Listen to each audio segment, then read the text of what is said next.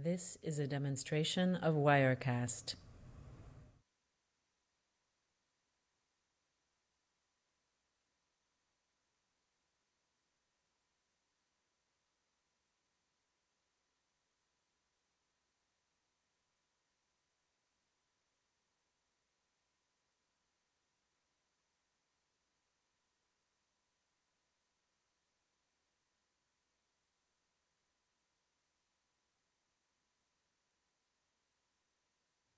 This is a demonstration of Wirecast.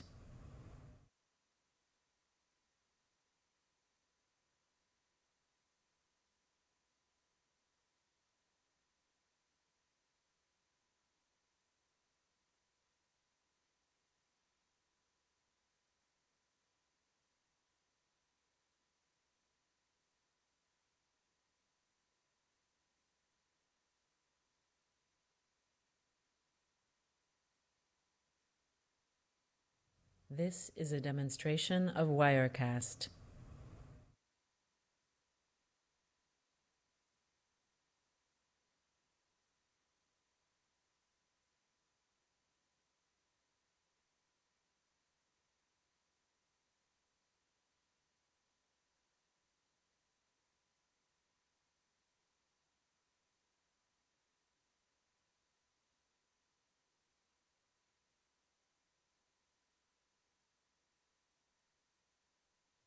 This is a demonstration of Wirecast.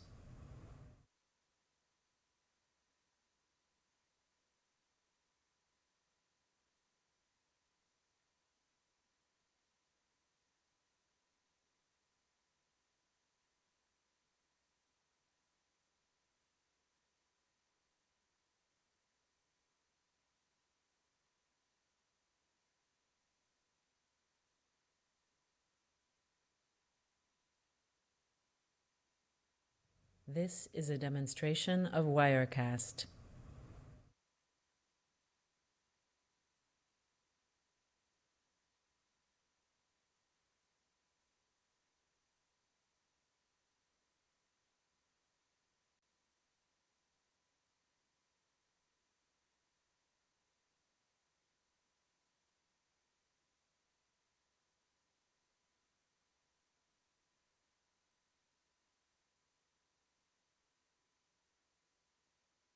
This is a demonstration of Wirecast.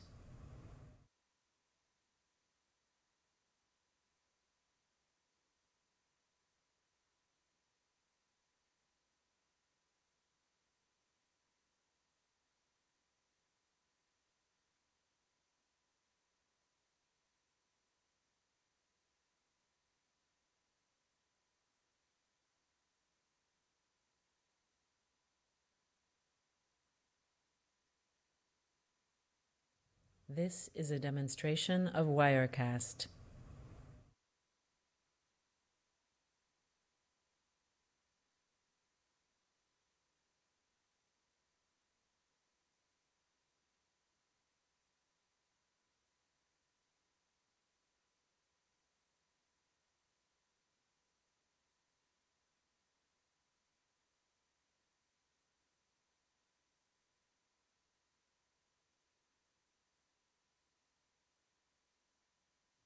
This is a demonstration of Wirecast.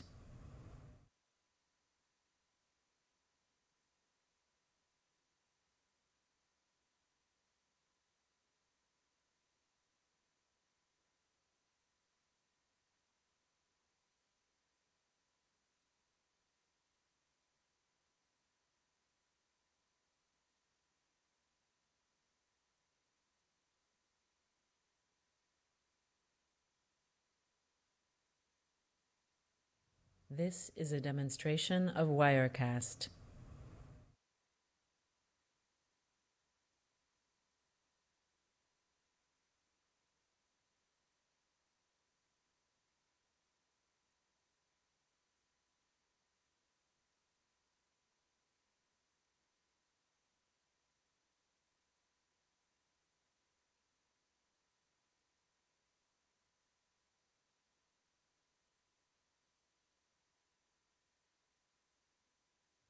This is a demonstration of Wirecast.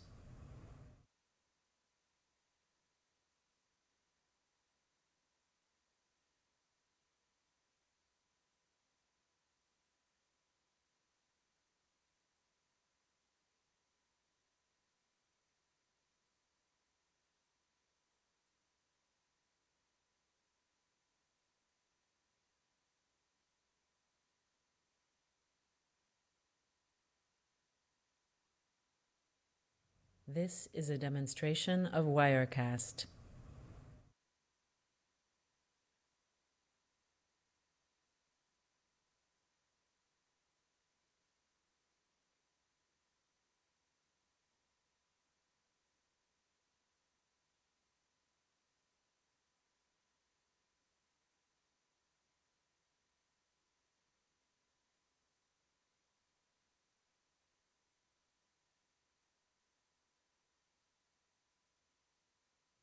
This is a demonstration of Wirecast.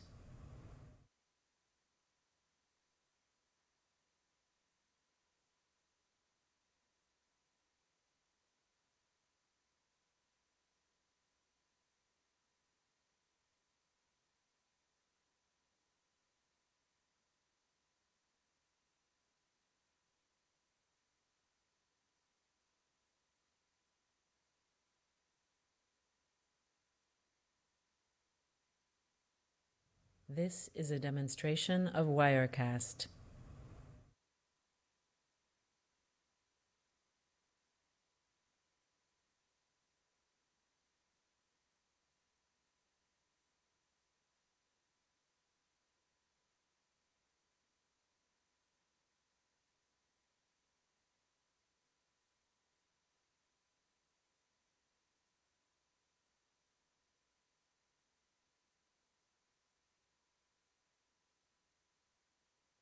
This is a demonstration of Wirecast.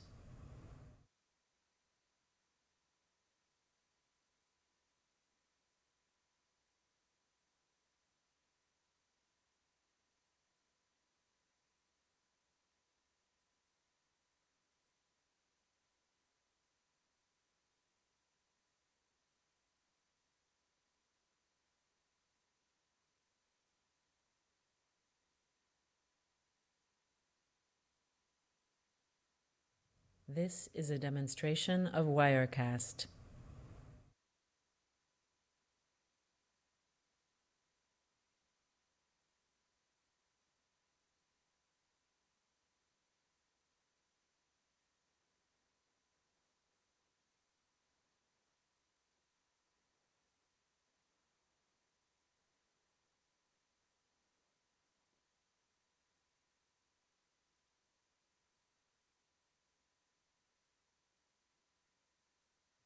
This is a demonstration of Wirecast.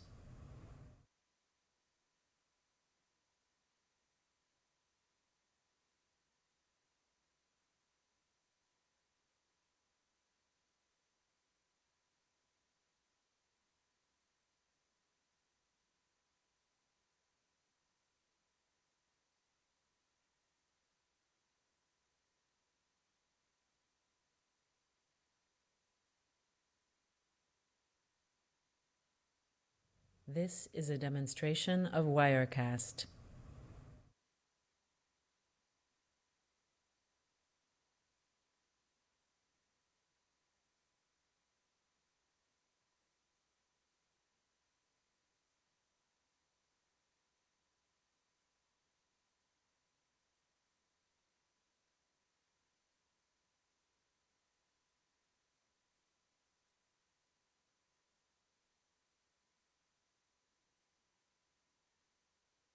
This is a demonstration of Wirecast.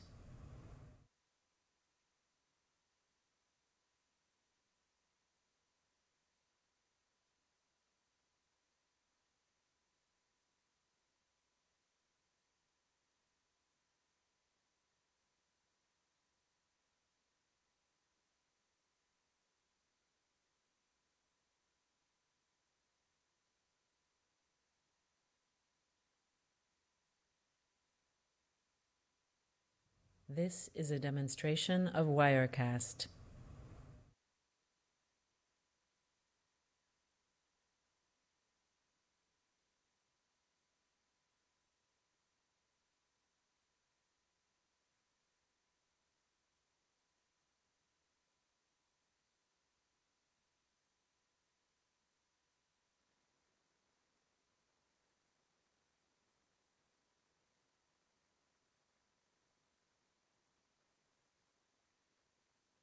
This is a demonstration of Wirecast.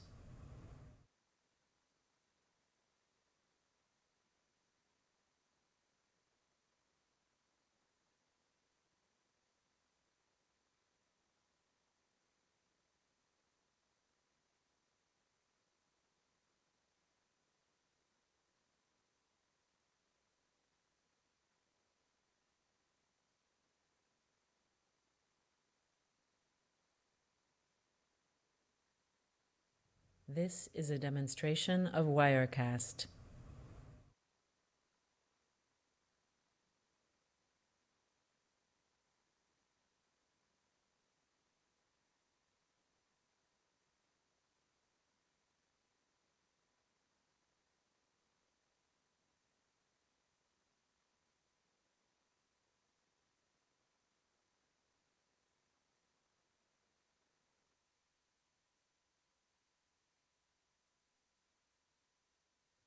This is a demonstration of Wirecast.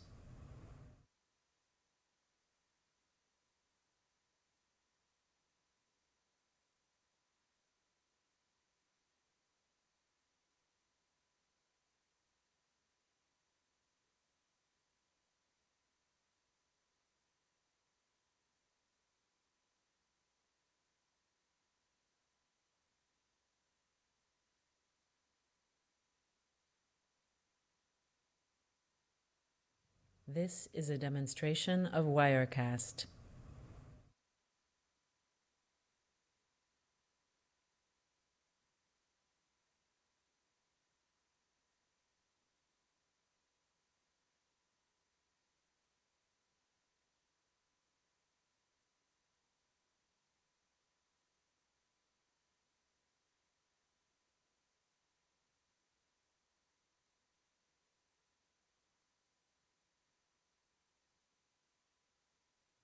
This is a demonstration of Wirecast.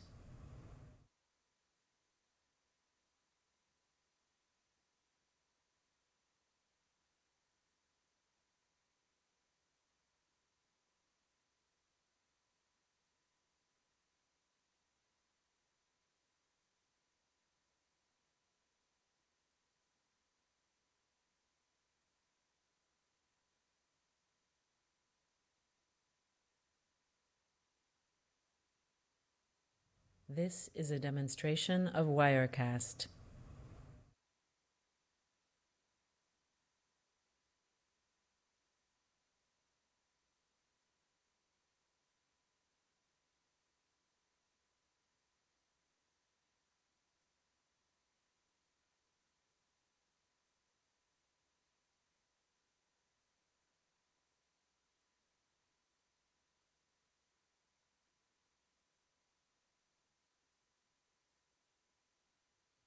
This is a demonstration of Come through Wirecast. in Venki's thoughtful introduction was that I have ADD, and I sort of jump around from subject to subject.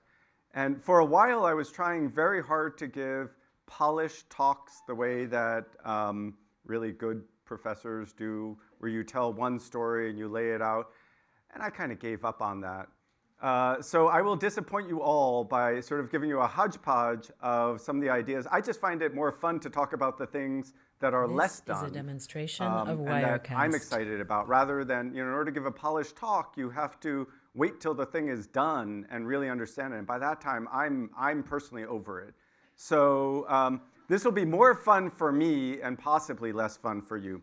The only sort of asterisk I'd put by the description that Venki gave, or summary of Venki gave of my history, was that while I was a graduate student, I spent about half my time working on biophysics This is of a computation demonstration of at the single Wirecast. neuron level, but the other half was trying to understand, was neural networks, what back then was neural networks, and trying to understand how the neural network models that were around then, which actually aren't that different from those that are around today, what they were missing. Why is it that neural networks couldn't do the things that real brains could do? And that has actually always been what I was interested in. And by the time I finished my graduate work, I sort of, when I started my graduate This work, is a demonstration neural of networks and Wirecast. computational neuroscience were one field. We would go to one meeting. By the time I finished my graduate work, those two fields had diverged to the point that I had to make a decision.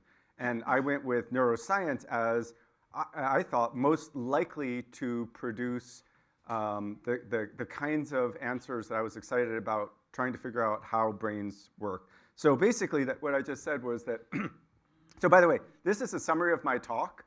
What I'm trying to do is take brains, This is a demonstration label them of with Wirecast. oligonucleotides, grind them up, and figure out neural circuits. So that's it. If you want more details, you can stay. Otherwise, so my goal, as I suggested, is that I'd like to reverse engineer the brain. And my deep motivation for that, honestly, if I'm to be honest, is watching too much science fiction when I was a kid. So this is a Rorschach test for, not really a Rorschach test, it's actually just a test. A quiz. So who thinks they can identify all 5 of these? All right, a couple, yeah. This one turns out to be the hardest for many audiences. Anyone want to call that one out? Come on, Jeff. Lost in Space, all right, it's a great audience. But the other motivation is a... Ask about the toughest one in the middle of the top. Sorry. Yeah, yes. All right, got the heckler here. Going to start throwing the tomatoes. I got one in every crowd. So this is a famous quote from Richard Feynman, what I cannot create, I do not understand. So I'm not sure I fully believe that. There are some pretty obvious examples, an apple pie. I'm not a very good baker, but I understand it, I think. That said, I think that there is some truth to this, that if you build something, the act of building it really forces you to come to terms with what you do or you don't understand. Just as a side note, when I looked this up, it turns out this famous quote was on Feynman's board when he died, along with several other quotes like, know how to solve every problem that has been solved. And it makes me feel bad in a couple ways, because that was never even on my list on my to-do list. But the other thing is, now I've been really careful about what I leave on my board when I go on a trip, right? Especially because I have young kids who come to my office and they're at an age where they draw genitalia on my board. So I have to wipe that off now. Anyway. So as many of you know, there have been tremendous advances in artificial neural networks over the last, especially 10 years, to the point where, it is these advances that reignited my interest in neural networks, because I'd gone dormant. It was a little Rip Van Winkle thing. And I've come back and I've been just blown away by all these things. As most of you know, neural networks can now beat any human in pretty much any game that you care to think about, including not just chess and Go, but poker and video games. But more disturbingly, right, there's this lip sync transfer technology which is going to be generating fake news. So all this is really, machine translation. So you can, mork turns out to mean dark in some language, and so now you get dark chocolate real time. So I thought, okay, well, maybe there's nothing left to do, but it turns out there are some things left to do. We don't have robots that wash our dishes, which is clearly, the thing that will have the greatest effect on domestic bliss and humanity overall. Divorce rates will plummet. So this is really the key, the key challenge. And obviously, this is a special case of the more general problem of we don't have artificial systems that interact appropriately with the real world. So, what makes a neural network a neural network? I would say it's pretty much the same thing that makes a brain, and it is the synaptic connections. So a neural network is essentially literally specified by, or to first order, the vast majority of the parameters that go into specifying a neural network is the connectivity matrix, which neurons are connected to which matrix. So it's a list of parameters that describe the synaptic connectivities among neurons. Modern neural networks can have huge numbers of parameters, 10 to the 8, 10 to the 9, right? And so this is just another depiction of a connectivity matrix. By contrast, we could start thinking about, okay, if that's how many parameters there are in a neural network, how many parameters are there in other organisms? Well, we have one case where we know the answer quite well. C. elegans, 302 neurons, 7,000 synapses. Most, but apparently not all, are specified in the genome pretty precisely. And that's not a lot of parameters. 7,000 synapses. In principle, you can imagine every connection could be explicitly specified in the genome, right? So that's comforting, right? You got a lot of parameters, and you know exactly where those parameters are coming from. They're somewhere in the genome. We don't quite know how they come out of the genome and get turned into a circuit, but they're there. How about a human? Well, we can do some back-of-the-envelope calculations. Human brain has, and you can quibble with these numbers, order of magnitude, plus minus, doesn't really matter. 10 to the 11 neurons, 10 to the 3 connections per neuron, at least 10 to the 14 synapses. Naively, if you had a fully connected brain, right, that'd be 10 to the 14 squared, or I'm sorry, 10 to the 11 squared, like the naive connection matrix would require 10 to the 11 squared parameters. But we can do a little better than that by exploiting the sparseness of connectivity. And one way to do it, I can skip over it. We could quibble about it, but a naive but reasonable way to do it would let you conclude that it's about 37 bits per synapse, and that means that it would take about 3.7 times 10 to the 15 bits to specify a brain. If you just wanted to write down all the connections in a given brain, if somehow you knew what they were. So is that a lot or a little? It's a lot. It's a petabyte. But still a lot compared to what? Well, it's a lot compared to the cost of disk storage, but that's not the right measure. The right measure is it's a lot compared to the genome, and that's the relevant thing, right? So I'm just saying something that's pretty obvious, but it's, I think, worth saying explicitly that it takes you got 6 orders of magnitude between the number of bits that it would take to literally specify every connection in a human brain and the number of bits available in the genome if every bit in the genome were devoted to wiring up a brain. So, okay, if you're a neural network person, you say, no problemo, right? We know where that information is coming from, right? That information in a neural network does not come from any genome. Oh no, it comes in backpropagation from learning on labeled examples, okay? So, how supervised learning work in neural network? You take a lot of images, you run backpropagation gradient descent, and you get out synaptic weights, okay? This is not plausible for real brains because there just aren't going to be enough labeled examples for that to happen. You can do lots of sort of back-of-the-envelope calculations that show this is clearly not what's going on. There's an even more compelling reason that this is not what's going on, which is that there are so many behaviors that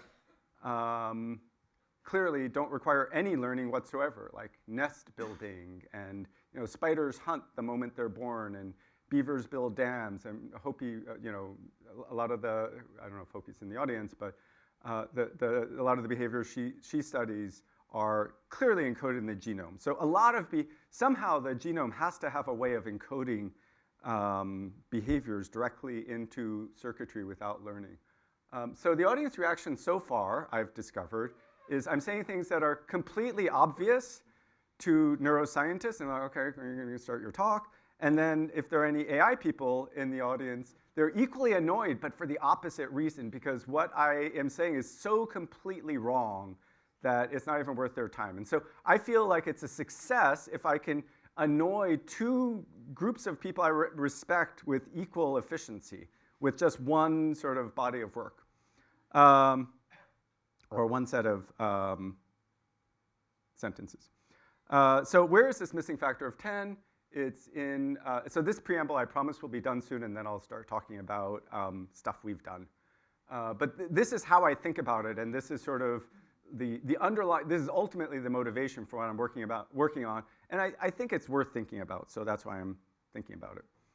I don't think about things I don't think are worth thinking about. So where's that missing factor of 10 to the 6?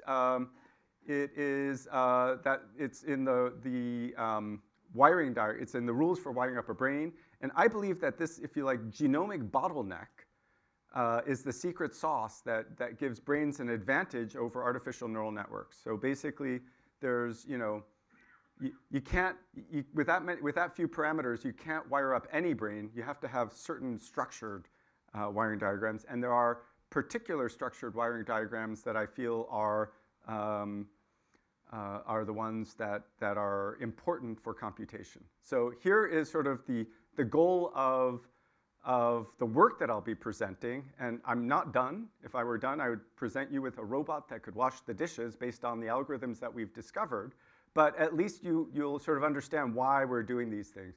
And so the question is, can we infer the wiring rules by big data approaches by analyzing wiring diagrams and the relationships to genes? So here's the outline that I'm going to talk about. So a lot of what I'm doing has involved the development of new technologies in my lab, MapSeq and BarSeq.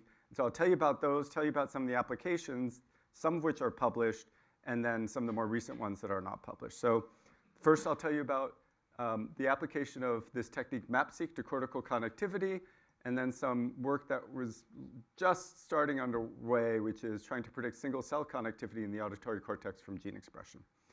And ultimately, right, here's what we'd like is a picture of brain circuits that include activity, hopefully in a behaving animal, the circuitry associated with all those neurons, and the gene expression of those neurons. And we think this is an achievable goal.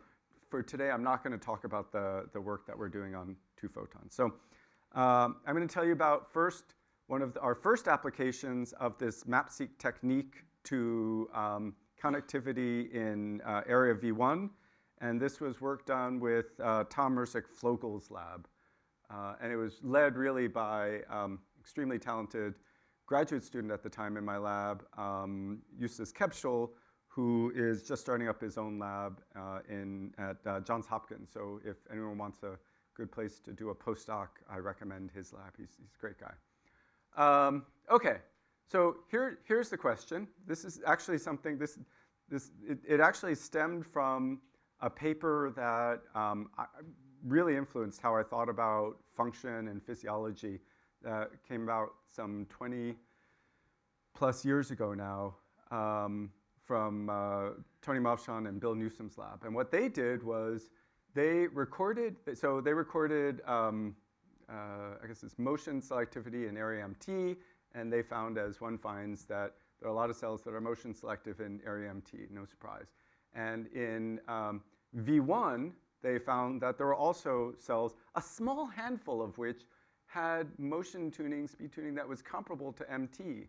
And so they wondered whether the MT motion selectivity was inherited from the comparable cells in V1. This would be a really satisfying story, right? Like if the downstream response areas could be generated from the response properties of neurons upstream, that would be a compelling or satisfying picture of how response properties form.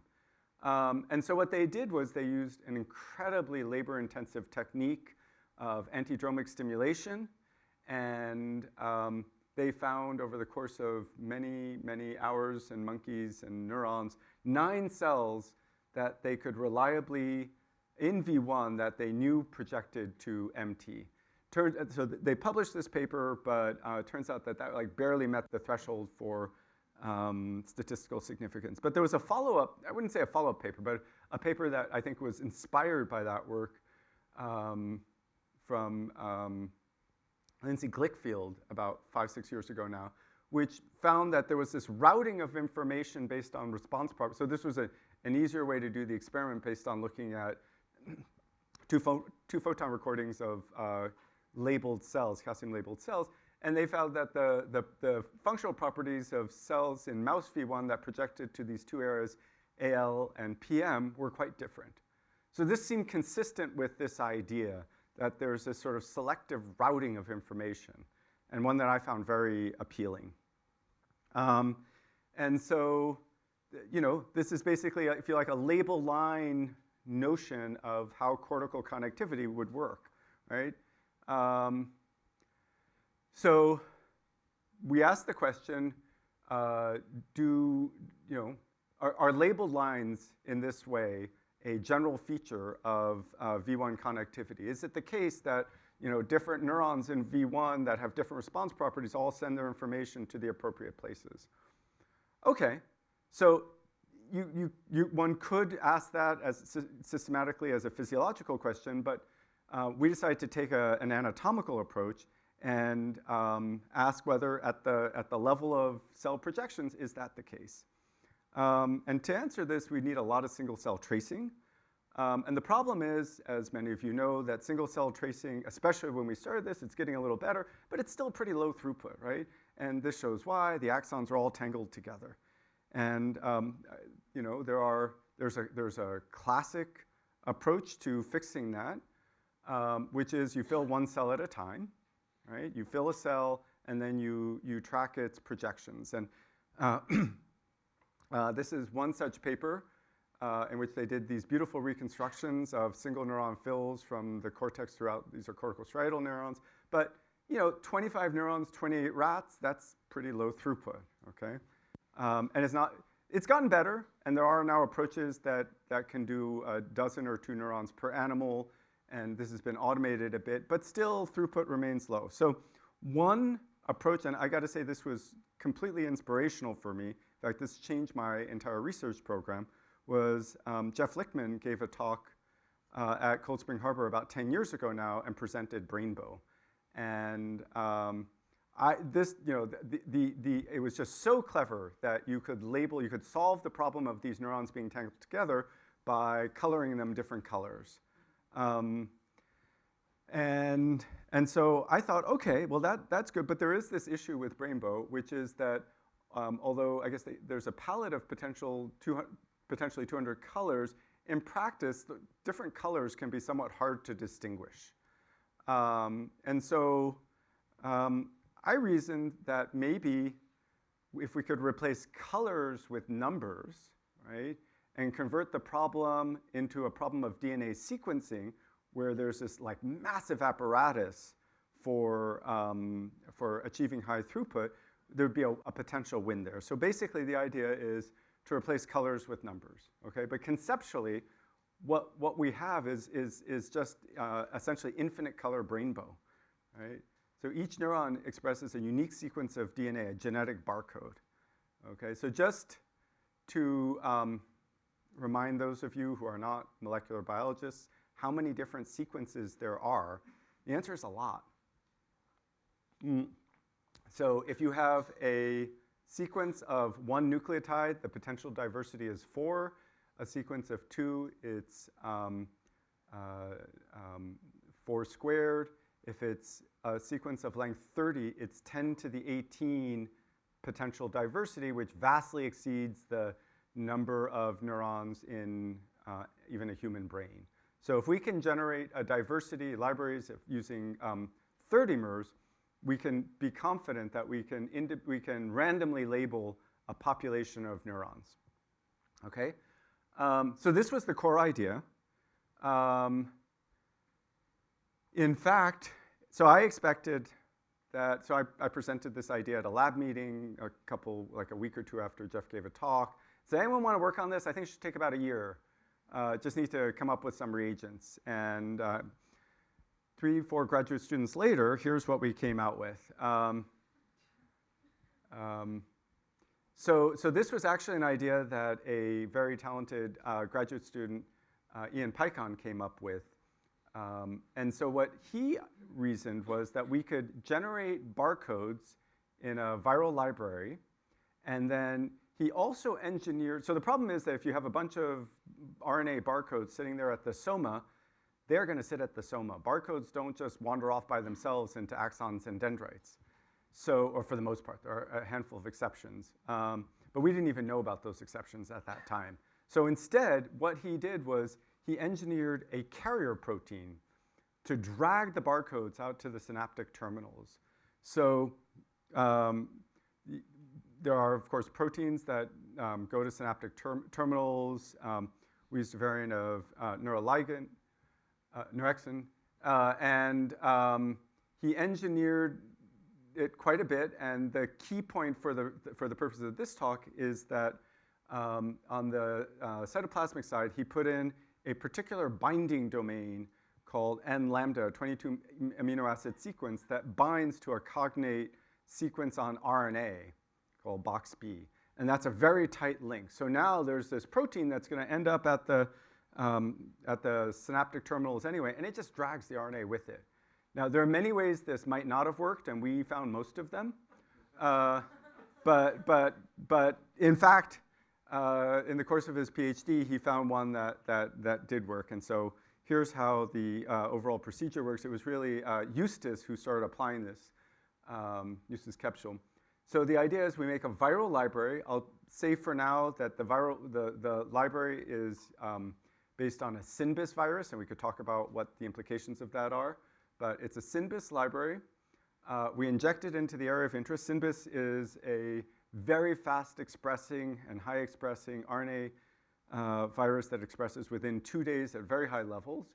So we inject this library into this brain area, and then we wait 2 days. The virus goes out to the axons, and then we use dissection to dissect out the areas of interest. In this case, we were looking at the half dozen or so targets from V1, and we put those into tubes, and then in each tube we have just a bunch of different barcodes, each of which ended up at that particular area. And then we do sequencing on those tubes and demultiplexing. And so what do we get for all that work? What we get are pictures that look like this. So here's sort of the canonical data set. Down along here are the target areas that we chose to dissect. Okay, olfactory bulb, which is a negative control because that's an area to which it. Hey, Florian, just take any seat. That's fine. Yeah, that one's fine. Yeah. And then. Actually, there are a couple other areas that are not shown here, but here are the areas of visual cortex that we dissected out. And each row here is one particular neuron, and the coloring of the row tells you how strongly a given neuron projects. And so what you can see is that, for example, there are some neurons that project to several places, like these. This is neurons that project to 4 places. So these are sorted in order of their dominant projection. That's why there are these clusters here. But you can see some neurons project to several areas, some to one. So here, for example, is a neuron that projects to these 2 areas. This is a different neuron that projects just to that area. And here's a neuron that projects to 3 or 4 areas. And so what we know immediately is that they're not labeled lines, right? This is what we can see immediately from the fact that you don't get a one-to-one correspondence between areas and neurons and areas, right? Typical neurons are projecting to 2, 3, or 4 over, I forgot the exact number, but more than half projected to more than 2. So that's wrong. Tony. Yes? Just remind me again. I know you've answered this question, but I can't remember the answer. The chance of the same neuron having 2 SynBis viruses is 0? No. So there are, can you wait two minutes? Because there's a long list of things that concern people. And that's number 1 on the list. But I have it all on one slide. But it's a great question. So you guys are all worried about fiber. You know what? We'll just, because this is a smart audience. So, there we go. Here. Technical concerns. Multiple barcodes per neuron. Don't worry about it. Why? Why should you not worry about it? Multiple barcodes per neuron happen with Poisson probability. So, we operate in a regime where it happens not very often, but it does happen. And if it happens, you know what? We see the same neuron twice. In fact, we consider that a plus because we have a handful of cases. It's basically a measure of how repeatable this is. So we have a handful of cases where you have exactly the same projection pattern in terms of magnitude, and we have it actually at exactly the rate that we expect given Poisson statistics. So we found that particularly satisfying and gratifying. Some of the later work, we can even rule that out. But for most cases, right, it's okay if you see the same neuron twice if you've got 1,000 of them. It just happens probabilistically, okay? What's terrible, and we go out of our way to avoid, is what happens if we don't have enough barcodes, right? If the same barcode number appears in two different neurons, that's disastrous because now we have the union of those two projection patterns, and that's terrible. So we do not allow that to happen. We run tons of controls, both theoretical and experimental, and I think here, see supplementary figures 1 through 42, right? Like, I could give the entire talk on all those controls, but that is some. There are a couple other things. Sensitivity, I'll just say that every paper we write, we're asked to re-demonstrate the sensitivity. So now we've done it 6 different. It's as good as any. So it's as good as single neuron construction. There's a head-to-head comparison. Because single neuron construction, you have some chance of false negatives. Sometimes the little projections die out. Retrobeads, a couple other methods. So we think it's extremely sensitive, not surprisingly, because sequencing is, you just need one molecule. It's very sensitive. Fibers of passage, this is another one that comes up all the time. It's like GFP. So we have exactly this. If you see GFP running through there, do you know that there were synapses? Well, you might think so. But I mean, of course, that's not a problem in EM. But for GFP type, we think of this as a GFP type signal. So those are the main technical concerns. Hope that made you feel better. You guys can all relax. Projections are not labeled lines. So this goes on until 2 o'clock, right? Yeah, okay. So one possibility is that, okay, it's just random. Everything just goes anywhere willy-nilly that it wants, right? Could be. It never is like that in biology. Or it could be their motifs, their structure to it. And of course, I'll just, give you a hint. Turns out that I'll give you the answer. It's going to be broadcasting motifs. How do we tell if it's random? So what do we mean by random? Well, random means, so we know that different neurons project, the different targets have different probabilities of being a target of V1. So if something is, if 90% of neurons go to area X and 5% go to area Y, then you have to take that into account when deciding whether the probability of going to X and Y is above chance. So under a null hypothesis, we actually look at the single probabilities and use that as the null hypothesis. So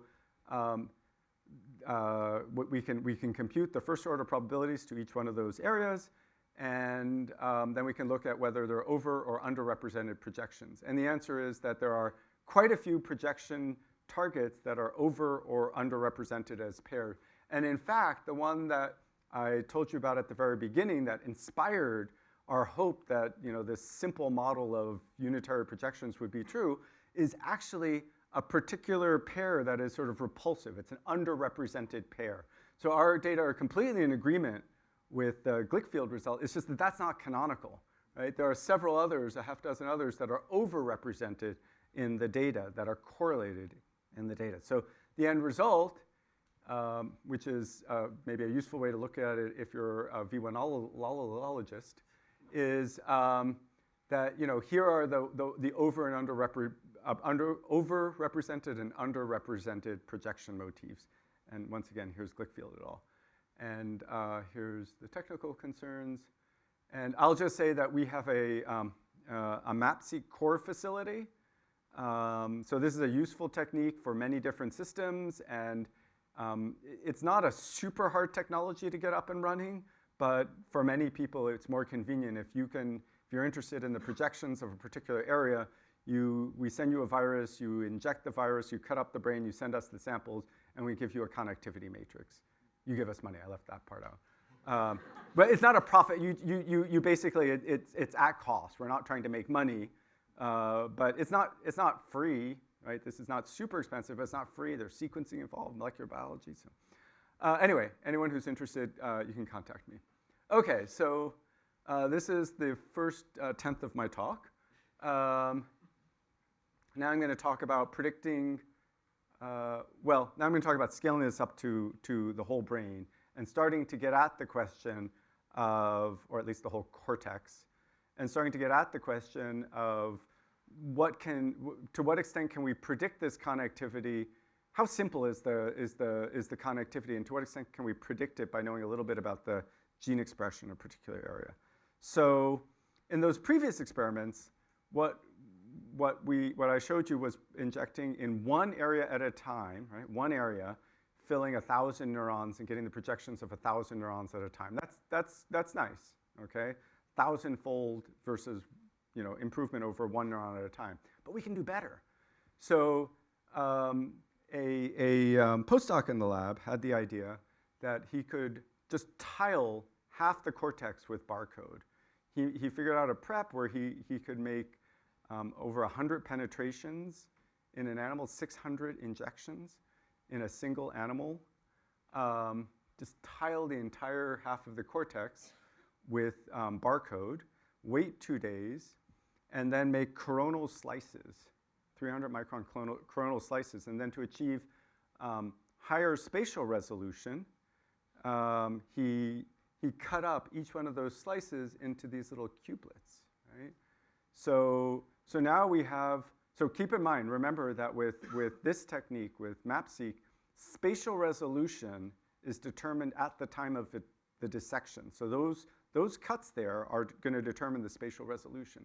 So it's about 300 voxels or per brain. And so here's an example of one slice. He mapped it back onto the Allen Brain Atlas coordinates with a little work.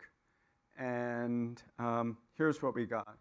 So this is the projection patterns of about 100,000 neurons in a single brain. Each one of those little dots represents a neuron. Now there is a bit of a cheat here, I will say. Those neurons, we only know their spatial resolution up to the size of the cubelet, okay? But anyway, so what we do is we basically tile we fill each cubelet sort of uniformly with those neurons. I'll say that I had this is actually a result that's been around for a couple years. I had this result, and I would triumphantly show the connectivity matrix and get no response. And then a postdoc from another lab said, hey, I could make a rotating brain out of that. And I have found that presenting these data as a rotating brain communicates the effect of this. So we now have a motto in the lab that is not science unless it's rotating in a brain. So this takes about 2 weeks and about $10,000 plus a lot of labor, right? As opposed to, so what we have here, what I'll show you in a minute, is essentially the Allen Brain Connectivity Atlas done in a single animal in a few weeks by one person for $10,000, as opposed to 1,000 mice and 5,000 technicians and $10 million. I think the 5,000 technicians is wrong, but so here's what we get. So for each one of those neurons, we have its projection patterns to each of the cubelets, and here's just 2 taken randomly. All right? So what can we say about that? Well, the first thing you might wonder is, like, okay, you have these data, are they correct? Well, here is a plot of of 2 brains. I'm sorry, here's a plot of the one Allen data set versus another Allen data set. Sometimes they have the same, they do the same area, and there's a lot of scatter for a variety of reasons. And here's our data, and what you see is that the red dots, which are our dots, basically fall within the noise. So we are as close to the Allen data set as Allen is to the Allen data set. In fact, we're closer, like 2 of our, I don't think I show it in this talk, but 2, the agreement of our own data in brain 1 with our own data in brain 2 is tighter than that. So Tell me, what's the magnitude here? Some sort of a density of connectivity or something? Yeah, so that's a great question. I should have been clear about that. For each single neuron, what we get is, I cut out this slide in the interest of time, which I will now use up. For each single neuron, the data we get is the number of barcodes. So we have a soma and we have a target. And the strength of the connection we take as the number of barcodes of soma 24 in target X. That is the definition. In this case, this is mesoscopic connectivity. So we then do the average of that over all the neurons that project there. In this talk, I'm not going to talk about the individual neuronal projections that we could. I'm just going to talk about the mesoscopic, the area-to-area projections. There's a much richer sort of set of analyses we're still working on that let us try to where we're trying to understand what each single neuron does. But that's another thing. So another thing we can do is relate it to cortical imaging. So we got some imaging data from Ann Churchland's lab, and looked at the correlations among areas in, these are behaving animals, but I believe that the particular data I'll show you here is for the activity correlation when the mouse is just sitting there resting. And what we found is that, what I found was a pretty impressive correlation between the connectivity that we measured by global MapSeq and the correlation as measured by activity. So, you know, it could have been almost nothing. I found this pretty satisfying. So very briefly, I'll say we've been trying to understand, like, what rules are there. You know, that's a lot of data. Can we sort of boil it down? And the answer is that actually these connectivity motifs are fairly simple. If you just do a simple PCA of this connectivity, you can actually do a pretty good reconstruction of a brain with just a couple of these brain-wide PCAs. And the reason that we did that was we then also, we used the gene expression in each one of those little cubelets, and we asked how well can we predict the mesoscopic connectivity from one area using the gene expression in that area. And the answer is that a very small panel of genes, these are not the unique genes, these just happen to be the genes that one particular algorithm picked out. There are many sets of genes that would have performed similarly well. But a dozen or so genes, in fact, even 5 genes, captures about 80% of the connectivity. So the mesoscopic connectivity can be predicted in a simple fashion. I'm not going to claim this is causal. I don't believe it is, but it can be predicted in a simple fashion from the gene expression. So that's sort of a satisfying answer to my mind. 5 genes allows prediction of about 80% of mesoscopic connectivity. Okay, so in the remaining few minutes, so that paper is actually on bioRxiv and is wandering very slowly through the review process. Okay, so can we predict single cell connectivity from gene expression? So now, you know, the work that I showed you there was the first project that we did with MapSeq in detail was actually in the visual cortex, and that was because it was a collaboration with Tom Mercer-Flogel.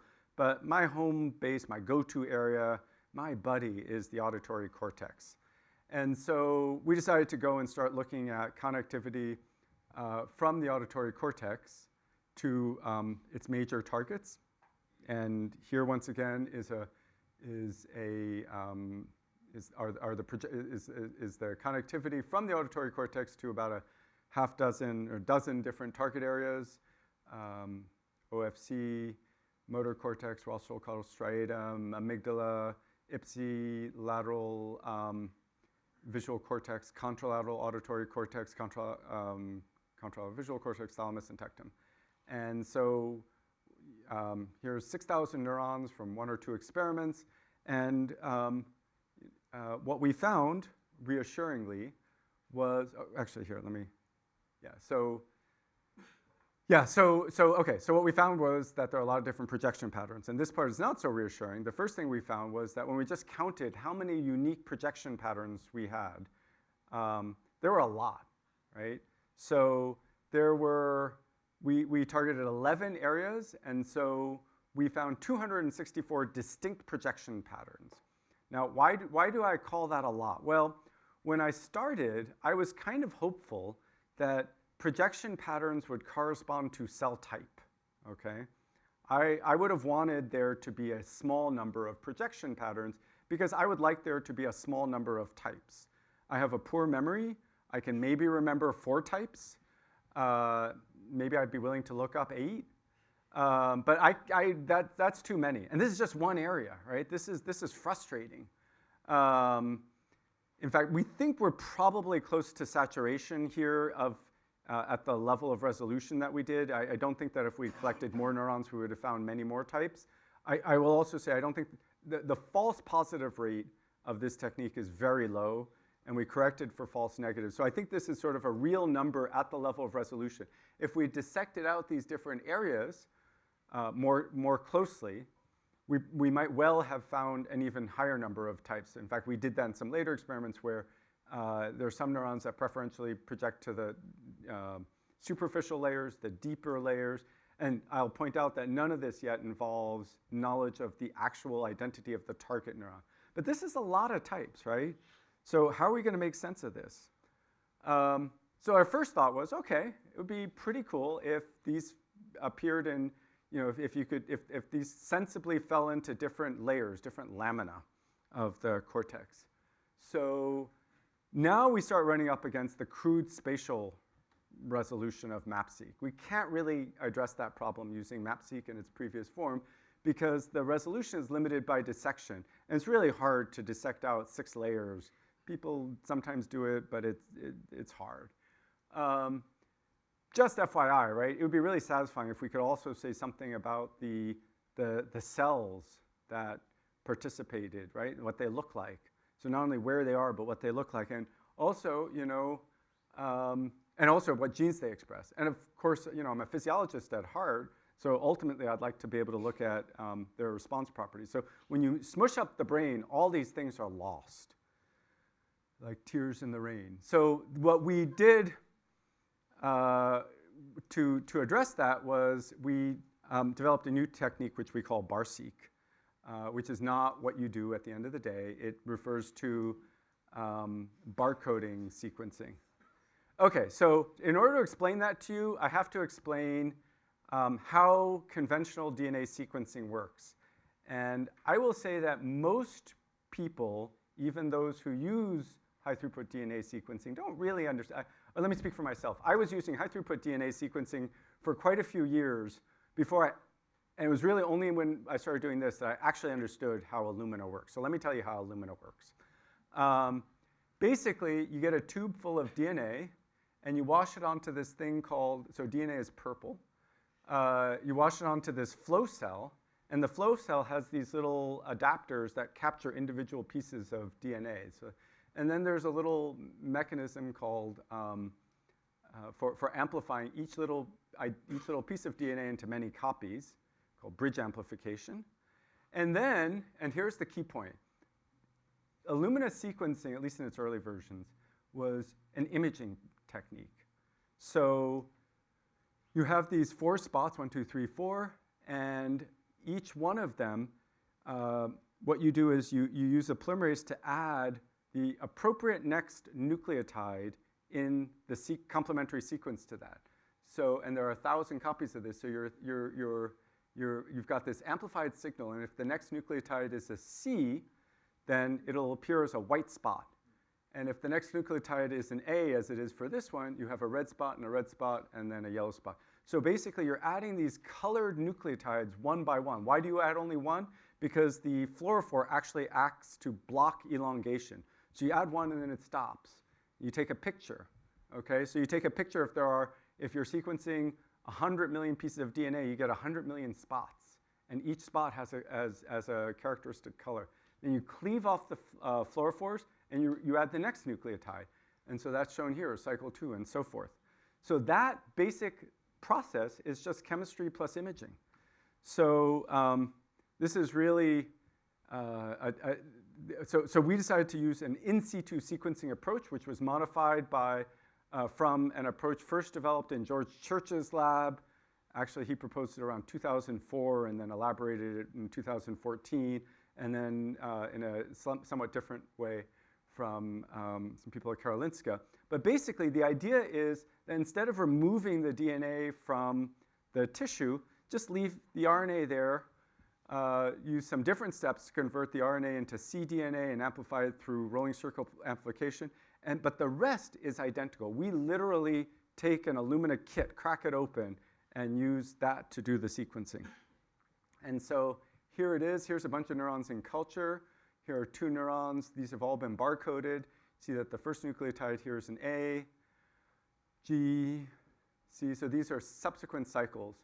So in these are in culture just because they're easier to see, but we do this in slices. So subsequent rounds of imaging, the neuron changes color, and we build up the barcode sequence in each one of these. So now we actually have something really approaching infinite color rainbow with something approaching that optical resolution.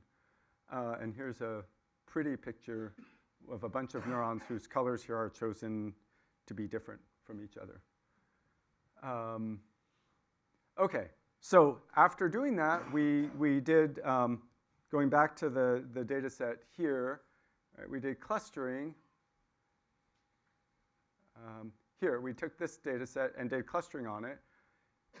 And we found, reassuringly, that if we did hierarchical clustering, we recovered the previously known 4 major cell types in the cortex, PT cells, CT cells, and 2 types of IT cells, those that project ipsilaterally and those that, those that project contralaterally and those that project only ipsilaterally. And here's the reassuring thing, is that they were where we wanted them, where we expected them to be, okay? We felt really good about this, right? Blue cells, the IT cells were here at the top, the layer 6 cells were down here mostly at the bottom. Some of this mixing is actually, was surprising to us, and then we consulted the literature, and turns out this is really what was known about auditory cortex. So we felt gratified that, that we were able, through many years of work and many hundreds of thousands of dollars, to recover something that people already knew. But we were then able to go a little further. What we were able to do was to be very disappointed that what we had found did not take, that the laminar organization of these different cell types didn't actually correspond to the cell types that we found from projections. Okay, and that's somewhat in contrast to what was previously found from the Allen Institute, looking at cell types defined by gene expression, although not completely, and we could talk about that. We're not inconsistent with them. So we were sad. And so we decided, well, I would have given up, but my postdoc, Xiaoyin, is more intrepid and not prone to giving up. So what he did was he then asked if we combine the gene expression with laminar position, can we then get a little traction on predicting cell types? And the answer is that by looking at just a small panel of genes shown here, we were able to actually find a correspondence between genetically laminarly defined cells and projection types to some extent. And without going into the details of what we found, roughly speaking, we found that 2 transcriptomically defined cell types were overrepresented, significantly overrepresented, among one of the projection cell types. All right? So this was reassuring. I'll say that the way we did these transcriptomic probes was we just used We used hybridization at that point. So we did barcode sequencing, but the endogenous genes, we used a modification of conventional in situ hybridization. And that limited our ability to look at a lot of genes, and that's why we looked at a small panel here. But that reassured us that there was something there to see. And so now we're pursuing that, but in order to really get some traction, we need to be able to look at a larger panel of genes. And for that, what we did was we thought, okay, look, we're already doing in situ sequencing of barcodes. Why don't we also do in situ sequencing of the endogenous genes? There are some challenges there. The main challenge is that the sensitivity of in situ sequencing in sort of the naive form or in the particular form that we were using it for barcodes was quite low compared to what we would need to detect all but the most highly expressed genes. And so after another year of optimization and some good ideas from Xiaoyin's part, largely taking sort of the best of FISH approaches, which basically work by tiling a gene with many, many probes. We now tile the endogenous genes with many probes and do in situ sequencing on, does that mean I'm done? I thought I had another 5 minutes. Okay, I promise to speed up. No, I'm getting very close to the end. So basically, we managed to tweak the in situ sequencing approaches in a targeted fashion to achieve a sensitivity that's somewhere between 50 and 90% of the gold standard, which at least we take to be RNAscope. And currently, we're able to multiplex, we have multiplex 46 genes plus barcodes, and we're just running an 80 gene panel. And we think that we should be able to go to hundreds of genes. So here's a picture of, I think this is the 46 gene panel, of a bunch of endogenous genes in the cortex. Throughput's pretty high on this, and we think that we're getting, so the genes are where we think they should be. And I have no results. So this is a promissory note. We now think that we're on the verge of generating sort of a data set that's of sufficient size that we can actually achieve this, at least test the hypothesis that with a lot of genes and a lot of projection patterns, we can just sort of make sense of it. And so just to summarize, this is what I would like to be able to do, combine in vivo two-photon imaging, BARSeq, and gene expression. And just as a teaser for that last part, we have mice performing, this is my day job. We have mice performing an auditory decision task, and then we can take those mice, do two-photon imaging of calcium activity in their brains while the mice are performing the task, and then post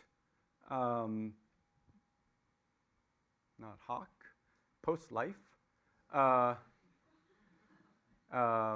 mortem, that was the word I was looking for. Post-mortem, we can find those same neurons, and 6 of them are shown here, and do in situ sequencing on those. So this works, but right now we're trying to develop a pipeline so it works efficiently. And so what did I show? I argued, this is what Rachel Wilson, when I gave a similar talk at a meeting called a manifesto or a polemic. So I gave my polemic that structure connectivity is the brain's secret sauce and will help build next generation artificial neural networks. And then I showed MapSeq of cortical connectivity with V1 projections that are structured, not labeled lines. I showed that area connectivity is low dimensional. And then I showed you some work that we're doing to see if we can figure out what the relationship is between single neuron connectivity in the auditory cortex and gene expression. And let me just close with a fortune cookie that really touched me in a way that few fortune cookies do. If the brain were so simple we could understand it, we would be so simple we couldn't. And as you ponder that, let me just thank my collaborators, my collaboratome. The sequencing work is really, it was Eustace who really drove it. Xiaoyin Chen, who's a postdoc, did the BARSeq stuff. Lung Wen did the spinning brain work.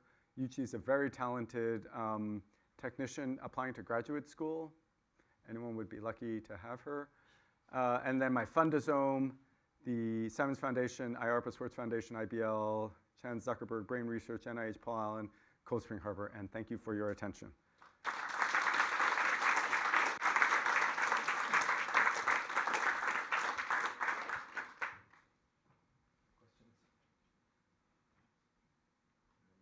Okay, you. That's not a, you don't have to say that.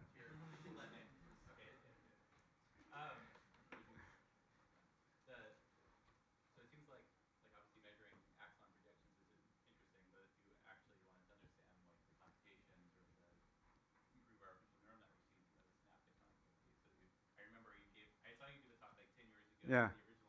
Yeah. Well, you don't look old enough to have seen me give a talk 10 years ago. Anyway, so what he's asking is, okay, projections. That's not really what you need. You want the full wiring diagram. I completely agree. And what we are doing now, and we might just have crossed the threshold. I'm going to be meeting with a postdoc on some new data as soon as I get back. Is the BARSeq approach that I showed you, right? In principle, if there were enough of those ROLINEs, if there were enough of those, we could track the individual axons at high enough resolution, and then you would only need a trick to detect the synapses.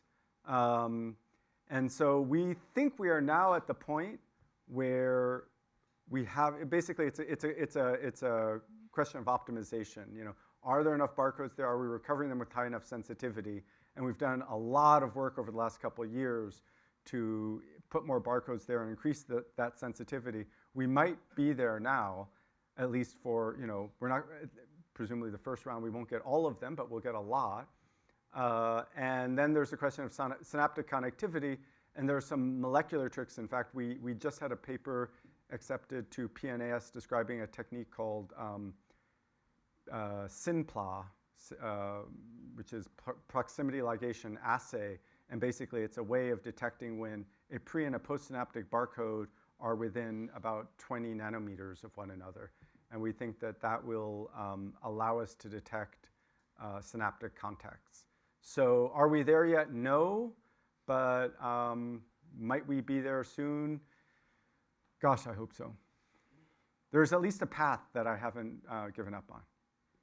Jeff? So before I ask my question, to make up for my early heckling about the day the Earth stood still, I think. Yes, exactly. The citation for the plagiarized fortune cookie is Emerson McHugh, 1939. Whoa. So, Oh, wow. my question. That's fantastic, because I literally did get that as a fortune cookie. Yeah. I think they steal a lot of good stuff. Yeah. I agree with your manifesto or polemic. So what do you think? What are your speculations about the fact that, well, I'll say it as a fact, the thought, my fact. What do I think about your thoughts? I think they're really good, especially when you're a reviewer. The sequencing that's going to define projection might have been last week or the week before. Yeah. So let me. So usually what I say, and I guess I fail to say it now, is that you know, there is a developmental program that is, you know, established by gene expression during development, right?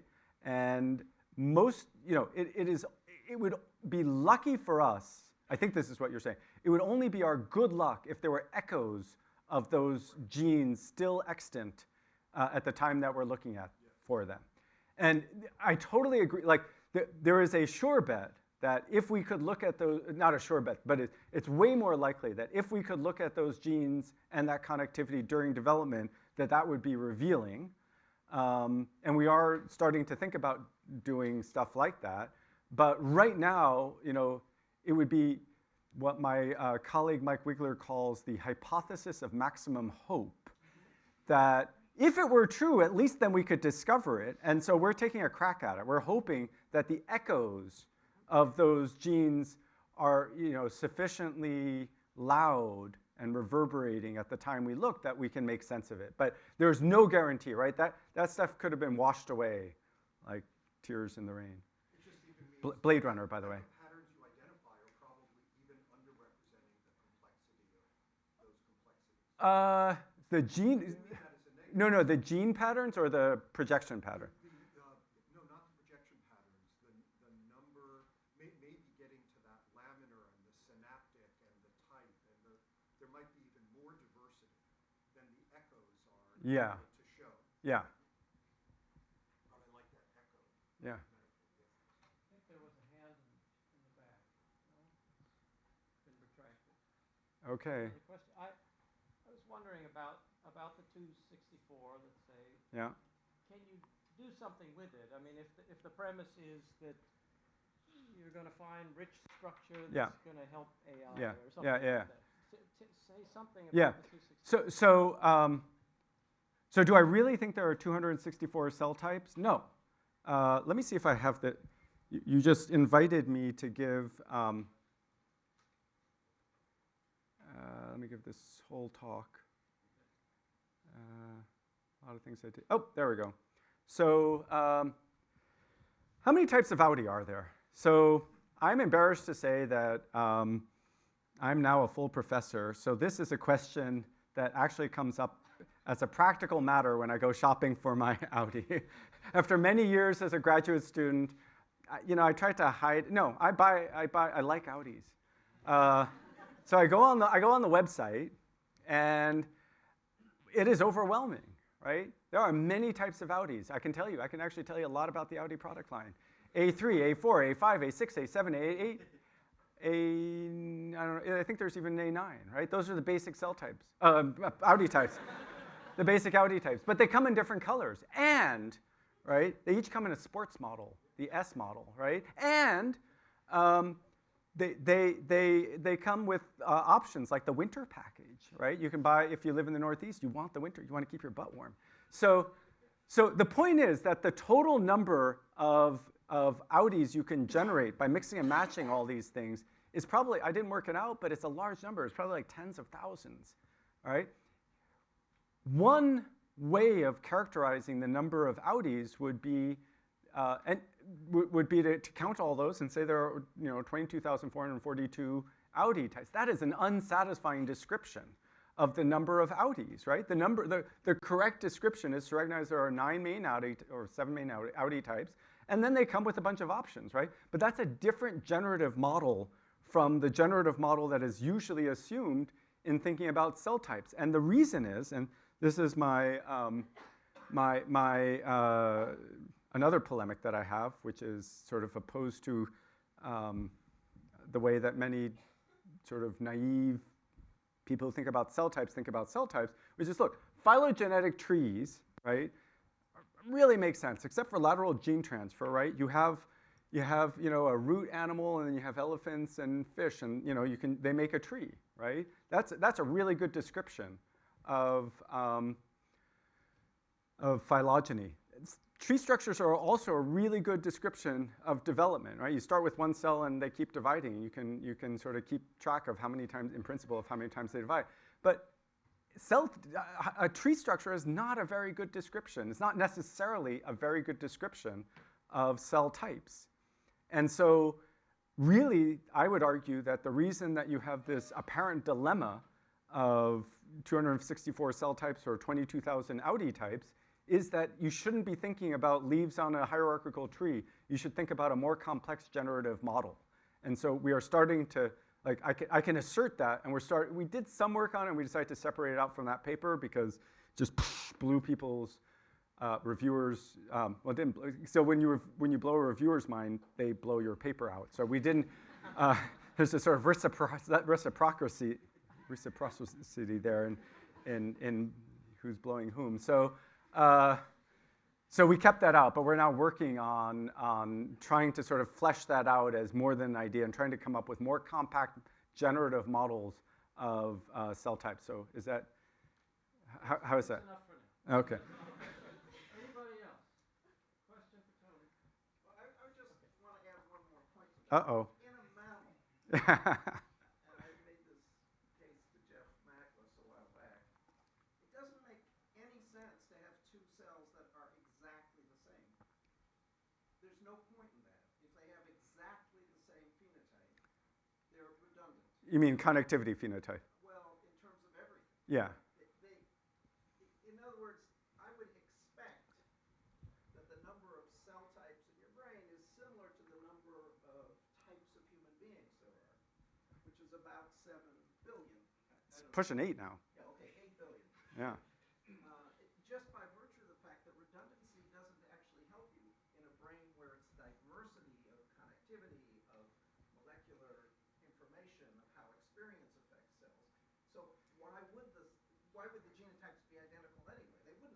Yeah, I guess what I would say to that is that if we had found, for example, a translation invariant map, right? Like this cell projects to these 7 areas, and you move over, and this cell projects to those. We don't have the resolution, but in principle, right? I totally agree. But you could imagine that it would be of that form, right? You move over 100 microns, and you find another cell whose projections are each 100 microns shifted. That would be a very simple description where each cell would be unique, but the structure would be quite simple. Here we're talking about cells projecting to whether or not they project to wildly different areas, right? And so I agree with you that diversity, in fact, I suspect, and I think there's a lot of evidence to support the idea that these things the wiring diagram is generated by probabilistic rules, right? And so really the right model is to come up with the right probabilistic model and to understand the higher order correlations among those. And that there are a couple routes to that. One is the sort of mechanistic route, and the other is the brute force. Can we get enough data to infer those? We can, I think, infer. We will eventually be able to infer the second order correlations. Maybe we'll get up to third order. After that, we have to start thinking, and I'm trying to avoid that. Anyway, well, thank you all for.